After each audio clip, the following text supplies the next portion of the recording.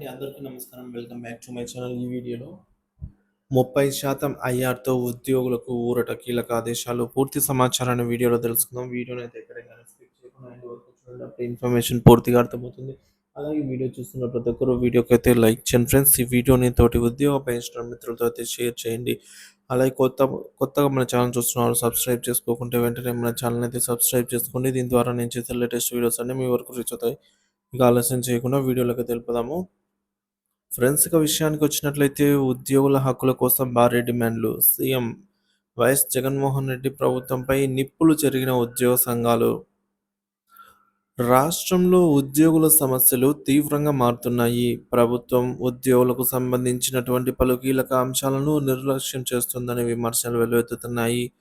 ఉద్యోగ పెన్షనర్లు పెండింగ్ బకాయిలు, రాయితీలకు సంబంధించి వైఎస్ఆర్సీపీ ఉద్యోగులు పెన్షనర్ల రాష్ట్ర విభాగ అధ్యక్షుడు ఎన్ చంద్రశేఖర్ రెడ్డి సంచలన వ్యాఖ్యలైతే చేశారు.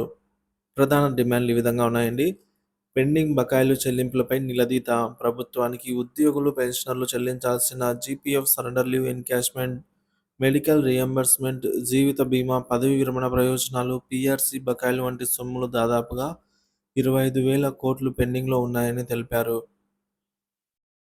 గత జూన్ 1, 2022 నుంచి అమలు చేయాల్సిన పీఆర్సీని పూర్తి స్థాయిలో అమలు చేయాలనైతే డిమాండ్ చేశారనమాట. మధ్యంతర భృతిపై పునరాలోచన. జగన్ హయాంలో ఇచ్చిన 27% ఐఆర్‌ను గుర్తు చేస్తూ అదే స్థాయిలో కూటమి ప్రభుత్వం కూడా ఐఆర్ ఇవ్వాలనైతే కోరారు. 27%కి తగ్గకుండా అండి. సో, ప్రెజెంట్ ఇప్పుడు ఉన్నటువంటి 27%కి తగ్గకుండా ప్రెజెంట్ ఉన్నటువంటి ఆర్థిక పరిస్థితుల ప్రకారం దృష్ట్యా 30% మేర ఐఆర్‌ను ప్రకటించాలి అనైతే కోరుతున్నారు. పండుగల సందర్భంగా డీఏ లేదా ఐఆర్ అందిస్తామని హామీ ఇచ్చినప్పటికీ అది అమలు కాకపోవడం ఉద్యోగులను నిరాశపరిచిందన్నారు. సిపిఎస్ రద్దు, ఓపీఎస్ అమలు. కాంట్రిబ్యూటరీ పెన్షన్ స్కీమ్‌ను రద్దు చేసి పాత పెన్షన్ విధానాన్ని ఓపీఎస్‌ను తిరిగి అమలు చేయాలని డిమాండ్ చేశారు. పదోన్నతులు, ఖాళీలు భర్తీలండి.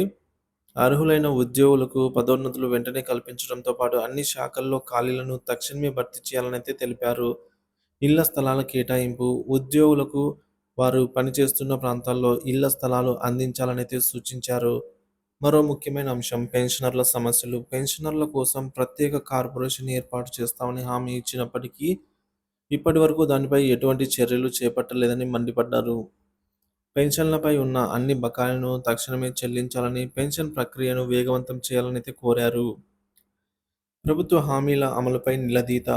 గతంలో ఎన్నికల ముందు ఇచ్చిన హామీలను గుర్తు చేస్తూ 20 లక్షల ఉద్యోగాలను కల్పిస్తామని చెప్పిన ప్రభుత్వం ఆ హామీని విస్మరించిందనైతే ఆరోపించారు. ఉద్యోగులకు రూ. 3,000 నిరుద్యోగ భృతి ఇస్తామని చెప్పి మాట కూడా గాలికి వదిలేశారంటే విమర్శించారు. ఉద్యోగ సంఘాల ఆందోళనలు. ఉద్యోగ సంఘాలన్నీ కూడా మండలాలు, జిల్లాల్లో నిరసన కార్యక్రమాలు చేపట్టాలని అయితే నిర్ణయించాయి. ప్రభుత్వానికి తమ డిమాండ్ మరింత బలంగా వినిపించేందుకు నిరసనలను రాష్ట్ర వ్యాప్తంగా విస్తృతంగా నిర్వహిస్తామని స్పష్టం చేశారు. ముందున్న పరిస్థితి. ప్రస్తుతం ప్రభుత్వంపై ఈ డిమాండ్లకు ప్రభుత్వం స్పందించకపోతే ఉద్యోగులు, పెన్షనర్లు సంయుక్తంగా ముఖ్యమైన ఆందోళన కార్యక్రమాలకు పిలుపునివ్వబోతున్నట్లు సమాచారం. ఉద్యోగుల సంక్షేమం కోసం ప్రభుత్వ సమయాన్ని వృధా చేయకుండా తక్షణ చర్యలు చేపట్టాలని ఉద్యోగ సంఘ నాయకులు అయితే సూచిస్తున్నారు.